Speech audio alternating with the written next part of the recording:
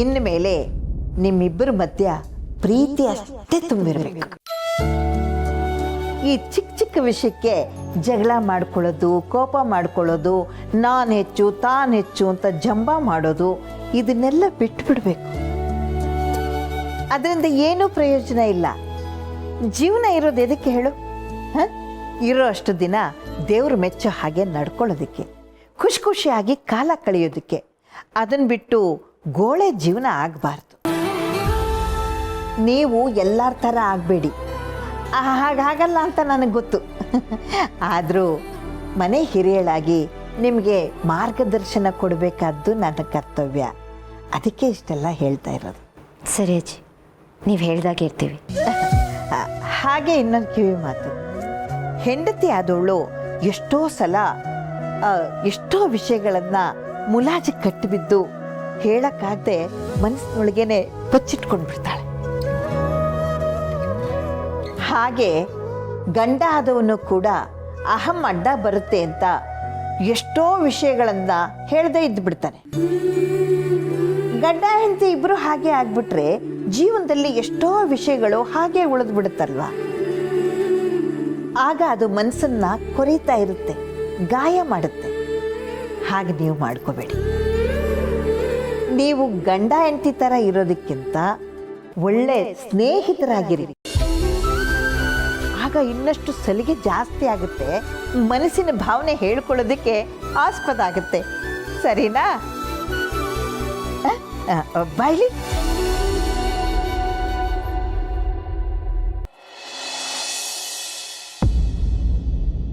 ಛೇ, ಬುದ್ಧಿ ಇಲ್ಲದೆ ಎಂಥ ಕೆಲಸ ಮಾಡಿಬಿಟ್ಟೆ. ನಾನೇ ನನ್ನ ಕೈಯಾರ ನನ್ನ ಮಗುನ ಕೊಂದುಬಿಟ್ಟೆ. ಈಗ ಮಗು ಬೇಕು ಅನ್ನಿಸ್ತಾ ಇದೆ. ಡಾಕ್ಟ್ರ್ ಹೇಳಿದ ನಿಜ, ದೇವ್ರು ಕೊಟ್ಟಾಗ ಬೇಡ ಅನ್ನಬಾರ್ದು. ನಾನು ಆಗಲೇ ಮಗು ಮಾಡ್ಕೋಬೇಕಿತ್ತು. ತಪ್ಪು ಮಾಡಿಬಿಟ್ಟೆ ನಾನು. ಮಹಿ, ನಿನಗೆ ಕಾಫಿ ಇಷ್ಟ ಅಂತ, ನನಗೆ ನೀನು ಇಷ್ಟ ಅಂತ ನನ್ನ ಕೈಯಾರ ಕಾಫಿ ಮಾಡ್ಕೊಂಬಂದಿದ್ದೀನಿ. ತಗೋ ಕುಡಿ. ನಂಗೆ ಬೇಡ. ಯಾಕೆ ಬೇಡ? ಪ್ರೀತಿಯಿಂದ ಮಾಡ್ಕೊಂಬಂದಿದ್ದ ಕಾಫಿನ ಬೇಡ ಅಂತಾರ? ಮಹಿ, ಟೈಮ್ ಸರಿಯಾಗಿ ಮನೆಗೆ ಬಂದಿಲ್ಲ ಅಂತ ನನ್ನ ಮೇಲೆ ಕೋಪನ? ಈ ಸಲ ಹೋಗೋದಕ್ಕಾಗಲಿಲ್ಲ ಅಂದ್ರೇನು, ನೆಕ್ಸ್ಟ್ ಟೈಮ್ ಹೋಗೋಣ. ಆದಷ್ಟು ಬೇಗ ನಾನು ಟೈಮ್ ಫ್ರೀ ಮಾಡ್ಕೋತೀನಿ. I am really sorry. ಏನು ಸಾರಿ? ಅದನ್ನೆಲ್ಲ ನೀನೇ ಇಟ್ಕೋ. ಸ್ವಲ್ಪ ನನ್ನ ಸೆಂಟಿಮೆಂಟ್ಸ್ನು ಅರ್ಥ ಮಾಡ್ಕೋ ಜೀವ. ಯಾರು ಏನಾದರೂ ಅಂದ್ಕೊಳ್ಳಿ, ವಿಷಯ ಅದಲ್ಲ. ಮಗು ಅಂತ ಆದರೆ ಮನೆಯಲ್ಲಿ ಎಲ್ರಿಗೂ ಖುಷಿ ಆಗುತ್ತೆ. ನಮ್ಮ ಲೈಫ್ ಇನ್ನೂ ಚೆನ್ನಾಗಿರುತ್ತೆ. ಅದಕ್ಕಾದ್ರೂ ಮಗು ಬೇಕು ಅಲ್ವಾ ಜೀವ? ಆ್ಯಂಡ್ ಮಗು ಆದ್ರೇ ನಮ್ಮ ರಿಲೇಷನ್ಶಿಪ್ಗೆ ಒಂದು ಅರ್ಥ ಅಂತ ಸಿಗೋದು, ಲೈಫ್ ಕಂಪ್ಲೀಟ್ ಅನ್ಸೋದು. ಅದೆಲ್ಲ ನನಗೂ ಅರ್ಥ ಆಗುತ್ತೆ ಮಹಿ, ಆದರೆ ನನಗೆ ಸ್ವಲ್ಪ ಟೈಮ್ ಬೇಕು. ನಾನು ಪ್ರಾಪರಾಗಿ ಪ್ಲ್ಯಾನ್ ಮಾಡ್ಕೋಬೇಕು. ಅರ್ಜೆಂಟಲ್ಲಿ ತೊಗೊಳ್ಳೋಂಥ ಡಿಸಿಷನ್ ಅಲ್ಲ ಇದು. ನೋಡು, ಪ್ರೆಗ್ನೆನ್ಸಿ ಪೀರಿಯಡ್ ಅನ್ನೋದು ತುಂಬಾ ಇಂಪಾರ್ಟೆಂಟ್. ಆಗ ನಾನು ನಿನ್ನ ಜೊತೆ ಇರಬೇಕು, ನಿನ್ನ ಜೊತೆ ಟೈಮ್ ಸ್ಪೆಂಡ್ ಮಾಡಬೇಕು. ಆದರೆ ನಾನು ಇವಾಗ ಆ ಸಿಚುವೇಶನಲ್ಲಿ ಇಲ್ಲ. ಹೊಸ ಕಂಪ್ನಿನ ಓಪನ್ ಮಾಡ್ಕೊಂಡಿದ್ದೀನಿ. ನಾನು ಫುಲ್ ಫೋಕಸ್ ಅದ್ರ ಮೇಲೆ ಇರಬೇಕು. ಹಾಗಿದ್ರೇ ತಾನೇ ನಾನು ಏನೋ ಒಂದು ಅಚೀವ್ಮೆಂಟ್ ಮಾಡೋದಕ್ಕೆ ಸಾಧ್ಯ. ಸೊ ಪ್ಲೀಸ್ ಸ್ವಲ್ಪ ಟೈಮ್ ಕೊಡು. ಸ್ವಲ್ಪ ಅಂದರೆ ಎಷ್ಟು ಟೈಮ್ ಬೇಕು? ಅಬ್ಬಬ್ಬ ಅಂದರೆ ಆಲ್ಮೋಸ್ಟ್ 3 or 4 months. ಅದ್ರ ನಂತರ ನನ್ನ ಬಿಸ್ನೆಸ್ ಎಲ್ಲ ಪ್ರಾಪರಾಗಿ ಸೆಟಲ್ ಡೌನ್ ಆಗುತ್ತೆ. ಆಮೇಲೆ ನಾನು ಫ್ರೀ ಆಗ್ತೀನಿ. ಓಕೆನಾ?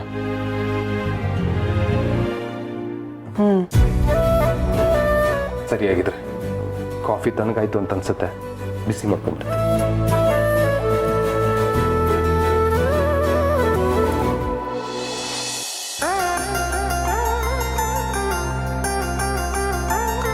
ನಿನ್ನ ಕೈಯಿಂದ ದೀಪ ಹಚ್ಚಮ್ಮ.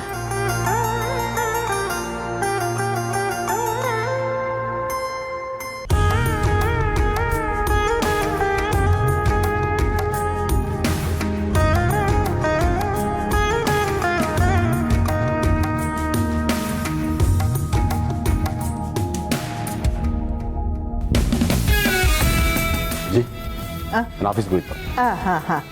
ಭೂಮಿಕಾ, ಬಾರಮ್ಮ ಇಲ್ಲಿ. ನೀವಿಬ್ಬರು ಯಾವಾಗಲೂ ಹೀಗೆ ನಗ್ನಗುತ್ತಾ ಖುಷಿಯಾಗಿರ್ರಿ. ನನ್ನ ದೃಷ್ಟಿನೇ ನಿಮಗೆ ತಾಕತ್ತೆ. ಇರಲಿ, ದೀರ್ಘ ಸುಮಂಗಲಿಯಾಗಿ ಬಾಳಿ.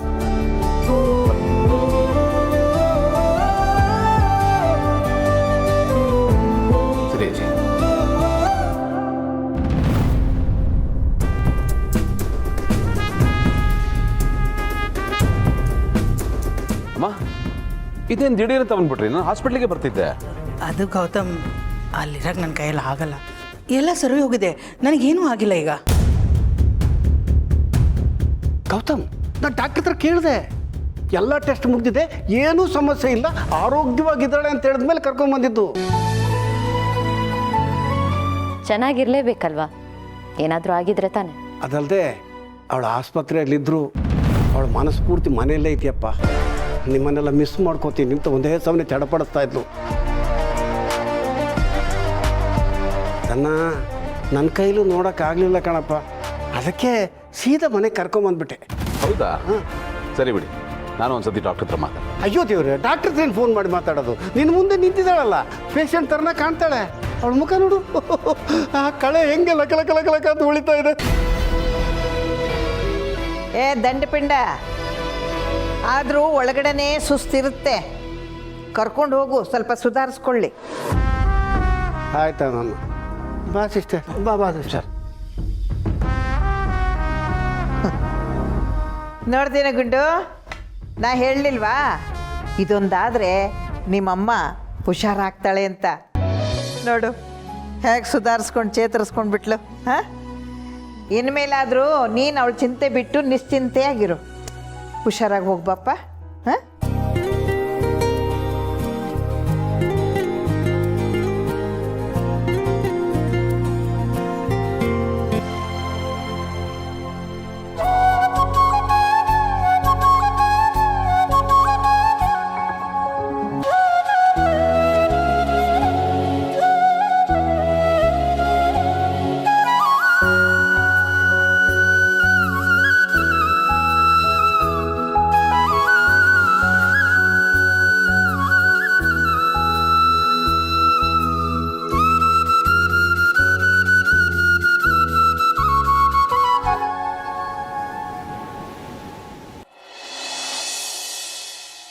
ಆದಷ್ಟು ಬೇಗ ಇದು ಡಿಸ್ಪ್ಯಾಚ್ ಆಗಿಬಿಡ್ಬೇಕು. ಓಕೆ, ಹಾಯ್ ಮಾರ್ನಿಂಗ್ ಗೆಳೆಯ. Hi, good morning.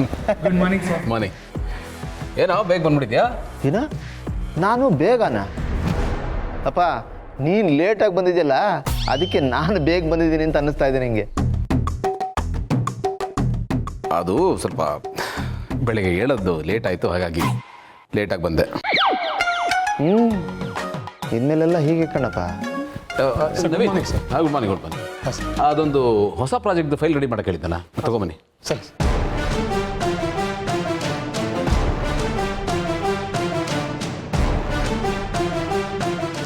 ಸಾರಿ ನವೀನ್, ನೆನ್ನೆ ನಾನು ಯಾವುದೋ ಮೂಡಲ್ಲಿದ್ದೆ, ಹಾಗಾಗಿ ನಿಮಗೆ ಬೈದ್ಬಿಟ್ಟೆ, ತಪ್ಪು ತಿಳ್ಕೊಬೇಡಿ.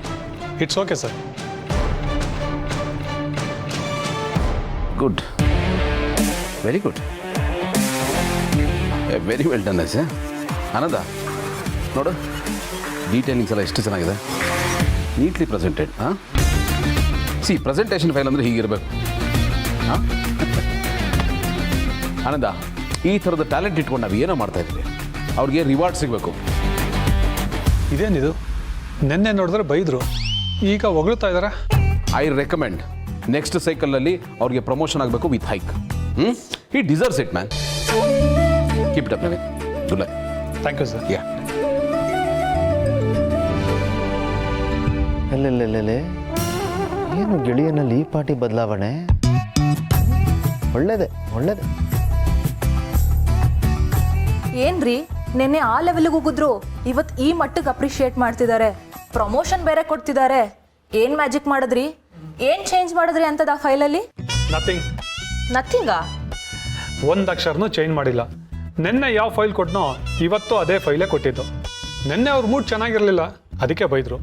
ಇವತ್ತು ಅವ್ರ ಮೂಡ್ ಚೆನ್ನಾಗಿದೆ, ಅದಕ್ಕೆ ಬದಿಕೊಂಡೆ. ಎಲ್ಲೋದ್ರೂ ಇಷ್ಟ ತಾನೆ. ಬಾಸ್ ಮೂಡ್ ಮೇಲೆ ನಮ್ಮ ಫ್ಯೂಚರ್ ನಿಂತಿರುತ್ತೆ, ನಾವು ಮಾಡೋ ಕೆಲಸದ ಮೇಲಲ್ಲ. ಅದು ನಿಜ. ಓಡಿದ್ರೆ ಜಾಕ್ ಪಾಟು, ಇಲ್ಲ ಅಂದ್ರೆ ಗೆಟ್ ಔಟು. ಅಷ್ಟೇ ನಮ್ಮ ಜೀವನ. Anyway congratulations, I am really happy for you. Thank you. Thank you.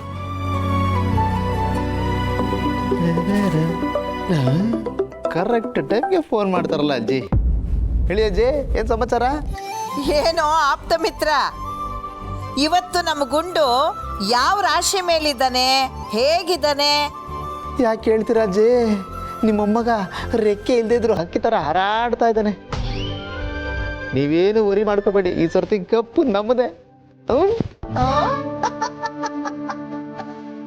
ಬರಿಷ್ಟೊಳಗೆ ಮರಿ ಮೊಮ್ಮಗನ ಆಟ ಆಡ್ಸೋದಕ್ಕೆ ರೆಡಿ ಆಗ್ಬಿಡಿ. ರೆಡಿನೇ ಇದ್ದೀನಿ ಬಿಡು.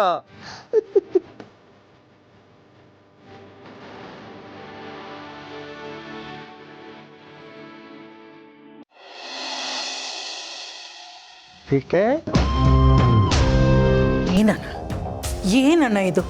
ಅವ್ರು ಅಲ್ಲಿ ಫಸ್ಟ್ ನೈಟ್ ಮಾಡ್ಕೋಬಾರ್ದು ಅಂತ ಇಲ್ಲಿ ಕರೆಸಿದ್ರೆ ಇಲ್ಲಿ ಬಂದು ಫಸ್ಟ್ ನೈಟ್ ಮಾಡ್ಕೊಂಡಿದ್ದಾರೆ. ಇದಕ್ಕೆಲ್ಲ ಆ ಭೂಮಿಕನೇ ಕಾರಣ. ನಾವು ಏನೇ ಪ್ಲಾನ್ ಮಾಡಿದ್ರು ಆ ಭೂಮಿಕ ಹಾಳು ಮಾಡ್ತಿದ್ದಾಳೆ. ಸಿಸ್ಟರ್, ನಮ್ಮ ಪಾಲಿಗೆ ಅವಳೇ ದೊಡ್ಡ ಶನಿ.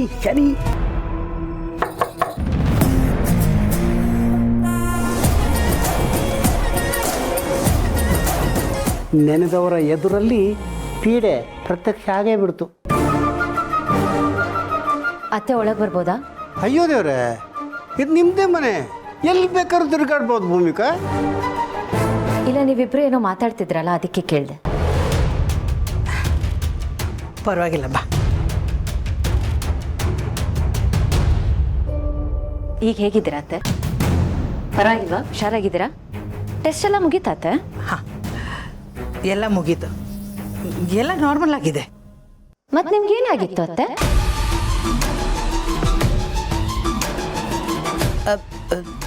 ಅದೇ ಹೇಳಿದ್ನಲ್ಲ, ವೀಕ್ನೆಸ್ಸು, ಸ್ವಲ್ಪ ಸುಸ್ತಾಗಿತ್ತು ಅಂತ. ನಾನು ಆವತ್ತೇ ಹೇಳಿದೆ ಇದೆಲ್ಲ ಬೇಡ ಅಂತ. ಆದರೆ ನೀವೇ ವಿನಾಕಾರಣ ಹಾಸ್ಪಿಟ್ಲಲ್ಲಿ ಅಡ್ಮಿಟ್ ಮಾಡಿಸಿದ್ದು. ವಿನಾಕಾರಣ, ಕರೆಕ್ಟ್. ನಿಮ್ಗೇನು ಆಗೇ ಇರಲಿಲ್ಲ, ಆದರೂ ಆಗಿದೆ ಅಂತ ತೋರಿಸ್ಕೊಂಡ್ರಿ.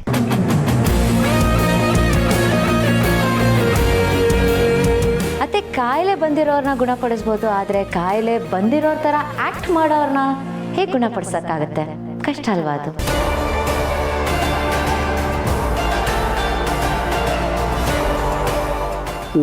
ನೇರ ಯುದ್ಧಕ್ಕೆ ಬಂದ್ಬಿಟ್ಟಿದ್ದಾಳೆ. ನನಗೆ ಗೊತ್ತು, ನನ್ನ ಮತ್ತು ಗೌತಮ್ ಅವ್ರನ್ನ ಸಾಧ್ಯವಾದಷ್ಟು ದೂರ ಇಡೋದಕ್ಕೆ ನೀವು ಪ್ರಯತ್ನ ಪಡ್ತಿದ್ರ. ಆದರೆ ಯಾಕೆ ಅಂತ ಗೊತ್ತಾಗ್ತಿಲ್ಲ. ಅತ್ತೆ, ನಾನು ಮತ್ತು ಗೌತಮ್ ಅವರು ಒಂದಾಗಿರೋದು ನಿಮ್ಗೆ ಇಷ್ಟ ಇಲ್ವಾ? ಭೂಮಿಕಾ, ಯಾಕೆ ಏನೇನೋ ಮಾತಾಡ್ತಾ ಇದೀಯಾ? ನಿಮ್ಮಿಬ್ಬರನ್ನ ನಾನು ಯಾಕೆ ದೂರ ಮಾಡಲಿ? ಅದರಿಂದ ನನಗೇನು ಲಾಭ? ಅದು ನೀವು ಹೇಳಬೇಕು ಅತ್ತೆ. ನೀವು ನಮ್ಮಿಬ್ಬರನ್ನ ದೂರ ಮಾಡೋದಕ್ಕೆ ನೋಡ್ತಿರೋದಂತೂ ಸತ್ಯ, ಇಲ್ಲ ಅಂತ ಹೇಳ್ಬೇಡಿ. ಅದನ್ನು ಒಪ್ಕೊಳ್ಳೋದಕ್ಕೆ ನಾನು ರೆಡಿ ಇಲ್ಲ. ಭೂಮಿಕಾ, ಗೌತಮ್ ನನ್ನ ಮಗ, ಅವನ ಲೈಫ್ ಚೆನ್ನಾಗಿರ್ಲಿ ಅಂತಾನೆ ನಾನು ಬಯಸೋದು. ಅಂದಮೇಲೆ ನಾನು ಯಾಕೆ ಹೀಗೆಲ್ಲ ಮಾಡಲಿ? ಅಲ್ಲ, ಹೇಳೋದಕ್ಕೂ ಒಂದು ಅರ್ಥ ಬೇಡವಾ? ಏನು ಡ್ರಾಮಾ ಮಾಡ್ತೀರಾ ಅತ್ತೆ? ಎಷ್ಟೇ ಆದರೂ ಸೀನಿಯರ್ ಆರ್ಟಿಸ್ಟ್ ಅಲ್ವಾ? ಇಂಥ ಡ್ರಾಮಾಗಳು ನೀವು ತುಂಬಾ ಮಾಡಿರ್ತೀರ. ಇದು ನಿಮ್ಗೇನು ಹೊಸ್ತಲ್ವಲ್ಲ? ಭೂಮಿಕಾ, ನಾಲ್ಗೆ ಬಿಗಿ ಹಿಡಿದು ಮಾತಾಡು. ಯಾರ ಹತ್ರ ಮಾತಾಡ್ತಾ ಇದೆಯಾ ಅಂತ ನೆನಪಿರ್ಲಿ. ನನಗೂ ನನ್ನ ಮಗನ ಮೇಲೆ ಪ್ರೀತಿ ಇದೆ. ಹೌದಾ? ಅಷ್ಟೊಂದು ಪ್ರೀತಿ ಇರೋರು ಜೋಸ್ಯನ ಕರೆಸಿ ಯಾಕೆ ಸುಳ್ಳು ಜ್ಯೋತಿಷ್ಯ ಹೇಳಿಸ್ಬೇಕು ಅತ್ತೆ?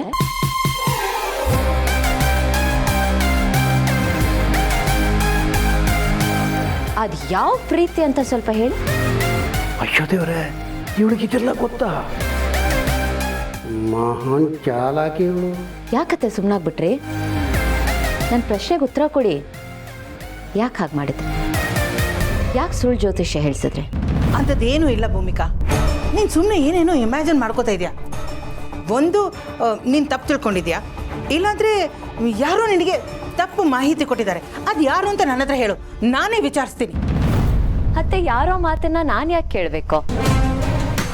ಆ ದೇವರು ನನಗೂ ಯೋಚನೆ ಮಾಡೋ ಬುದ್ಧಿ ಕೊಟ್ಟಿದ್ದಾನಲ್ವಾ? ನನಗೂ ಎಲ್ಲ ಅರ್ಥ ಆಗುತ್ತಲ್ವ?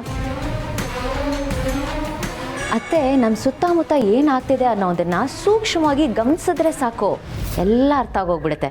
ಅದೇನು ಅಷ್ಟು ದೊಡ್ಡ ರಾಕೆಟ್ ಸೈನ್ಸ್ ಅಲ್ಲ. ನೋಡಿ, ನೀವು ಜ್ಯೋತಿಷ್ಯನ ಕರೆಸಿ ಸುಳ್ಳು ಜ್ಯೋತಿಷ್ಯ ಹೇಳಿಸಿದ್ದು ನನಗೆ ಗೊತ್ತು. ಅದರಲ್ಲಿ ಯಾವ ಡೌಟು ಇಲ್ಲ, ಅದು ಪಕ್ಕ ಇದೆ. ಆ ಕೆಲಸ ನೀವೇ ಮಾಡಿಸಿರೋದು ಅಂತ ನನಗೆ ಗೊತ್ತು. ಹಾಗೆ ನಿಮಗೆ ಮೈ ಹುಷಾರಿಲ್ಲ ಅಂತ ಕಥೆ ಕಟ್ಟಿ ನನ್ನ ಮತ್ತೆ ಗೌತಮ್ ಅವ್ರನ್ನ ಚಿಕ್ಕಮಗಳೂರಿಂದ ವಾಪಸ್ ಕರೆಸ್ಕೊಂಡ್ರಿ ಅನ್ನೋದು ನನಗೆ ಗೊತ್ತು. ಅತ್ತೆ, ಪದೇ ಪದೇ ಸುಳ್ಳು ಹೇಳ್ತಿದ್ರೆ ಆ ಸುಳ್ಳು ಸತ್ಯ ಆಗೋಗಲ್ಲ. ಅದು ನಿಮಗೆ ಗೊತ್ತಿರಬೇಕು.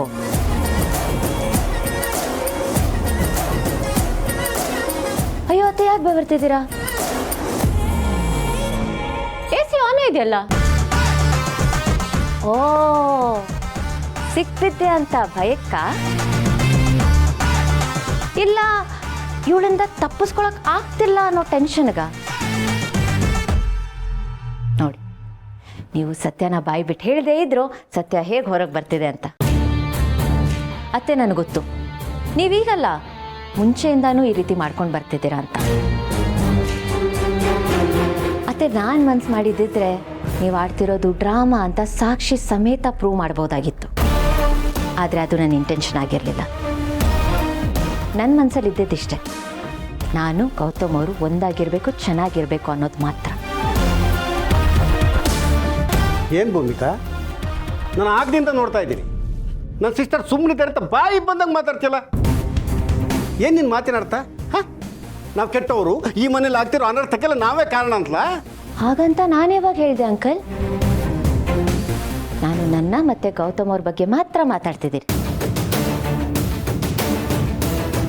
ನೋಡಿ, ನಮ್ಮ ವಿಷಯದಲ್ಲಿ ಯಾರಾದರೂ ತಲೆ ಹಾಕಿದ್ರೆ, ನಮ್ಮನ್ನ ದೂರ ಮಾಡಕ್ ನೋಡಿದ್ರೆ ನಾನು ಸುಮ್ಮನಿರಲ್ಲ. ಅದು ಯಾರೇ ಆಗಿರ್, ಅವ್ರಿಗೆ ಹೇಗೆ ಉತ್ತರ ಕೊಡಬೇಕೋ ಹಾಗೆ ಕೊಡ್ತೀನಿ. ಸ್ಟ್ರಾಂಗ್ ಆಗಿ ಕೊಡ್ತೀನಿ.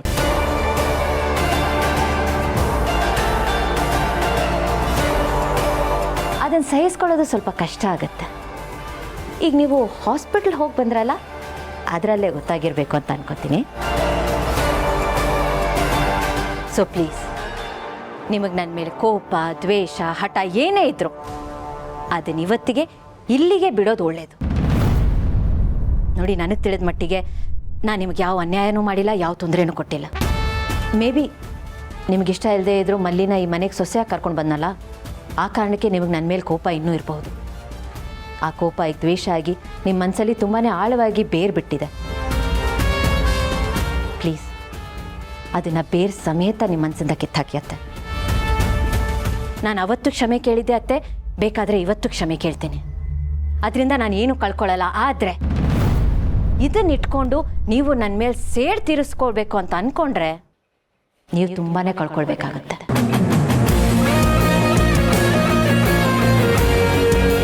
ಸೊ ಪ್ಲೀಸ್, ಇನ್ನು ಮುಂದೆ ನನ್ನ ಮತ್ತು ಗೌತಮ್ ಅವ್ರ ಮಧ್ಯದಲ್ಲಿ ಬರಕ್ಕೆ ನೋಡಬೇಡಿ.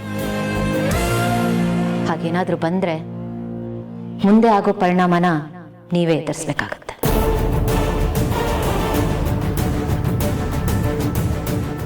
ಮತ್ತೆ ಹೇಳ್ತಿದ್ದೀನತ್ತೆ, ನನ್ನ ಮತ್ತೆ ಗೌತಮ್ ಅವ್ರ ಮಧ್ಯದಲ್ಲಿ ಬರಬೇಡಿ. ಹಾಗಾದರೆ ಏನಾಗುತ್ತೆ ಅಂತ ಇಷ್ಟು ದೊಡ್ಡ ಲೆಕ್ಚರ್ ಕೊಟ್ಟಿದ್ದೀನಿ, ಆಮೇಲೆ ನಾನು ಪಾಠ ಮಾಡಿಲ್ಲ ಅಂತ ಹೇಳಿಬಿಡಿ. ಇನ್ನು ಮಿಕ್ಕಿದ್ದು ನಿಮಗೆ ಬಿಟ್ಟಿದ್ದು.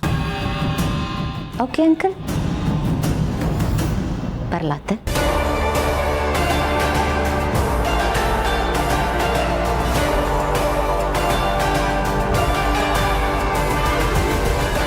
ಇದೇನು ಸಿಸ್ಟರ್, ಇದು ಸುನಾಮಿ ಥರ ಬಂದು ಸುಂಟ್ರಿಗಳು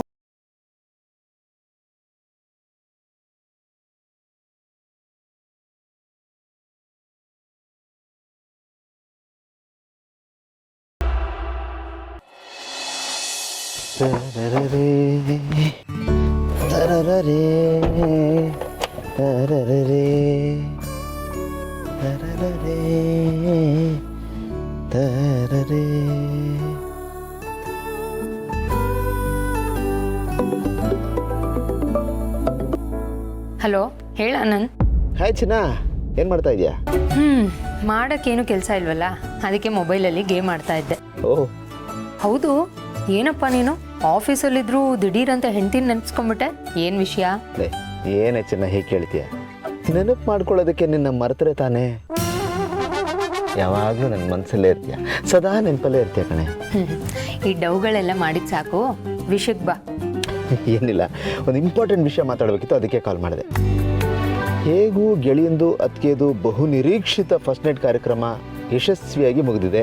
ಈಗ ಯುದ್ಧ ಗೆದ್ದು ಬಂದವರಿಗೆ ಸನ್ಮಾನ ಮಾಡ್ತಾರಲ್ಲ, ಅದೇ ಥರ ನಾವು ಇವ್ರಿಗೊಂದು ಸರ್ಪ್ರೈಸ್ ಅರೇಂಜ್ ಮಾಡಿದ್ರೆ ಹೇಗಿರುತ್ತೆ? ಓಹ್ ಸೂಪರ್, ಪ್ಲ್ಯಾನ್ ಸೂಪರ್ ಆಗಿದೆ. ಹಾಂ, ನಾವು ಮಾಡೋ ಪ್ಲ್ಯಾನ್ ಎಲ್ಲ ಚೆನ್ನಾಗೇ ಇರುತ್ತಲ್ವ ಚಿನ್ನ. ಈಗ ನೀನೊಂದು ಕೆಲಸ ಮಾಡಬೇಕು, ಅದಕ್ಕೆ ಫೋನ್ ಮಾಡಿ ಮನೆಗೆ ಬಾ ಅಂತ ಇನ್ವೈಟ್ ಮಾಡು.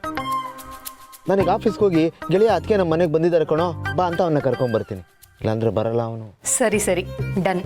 ನೀನು ಹಾಗೆ ಮಾಡು, ನಾನು ಈಗಲೇ ಭೂಮಿಕಾಗೆ ಫೋನ್ ಮಾಡಿ ಇಲ್ಲಿಗೆ ಬರೋ ಥರ ಮಾಡ್ತೀನಿ. Good good, very good very good. ಇದು ಚಿನ್ನ, ನಾವು 4 ಜನ ಪಾರ್ಟಿ ಮಾಡಿದ್ರೆ ಮಜಾ ಇರಲ್ಲ ಅನ್ನಿಸ್ತಾ ಇದೆ. ಯಾರನ್ನಾದರೂ ಇನ್ವೈಟ್ ಮಾಡ್ಬೋದಾ?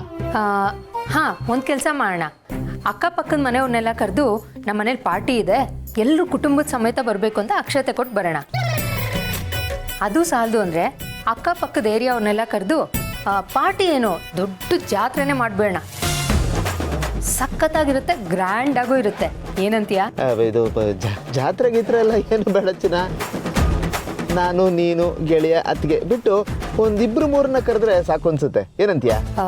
ಸರಿ, ನಂಗೆ ಸ್ವಲ್ಪ ಟೈಮ್ ಕೊಡು, ಯಾರನ್ನ ಕರಿಬೋದು ಅಂತ ಯೋಚನೆ ಮಾಡ್ತೀನಿ. ಈಗ ಸದ್ಯಕ್ಕೆ ಭೂಮಿಕಾಗೆ ಫೋನ್ ಮಾಡಿ ಇಲ್ಲಿಗೆ ಬರೋಕ್ಕೆ ಹೇಳ್ತೀನಿ. ಡನ್, ಬಾಯ್ ಚಿನ್ನ, ಸಿ ಯು.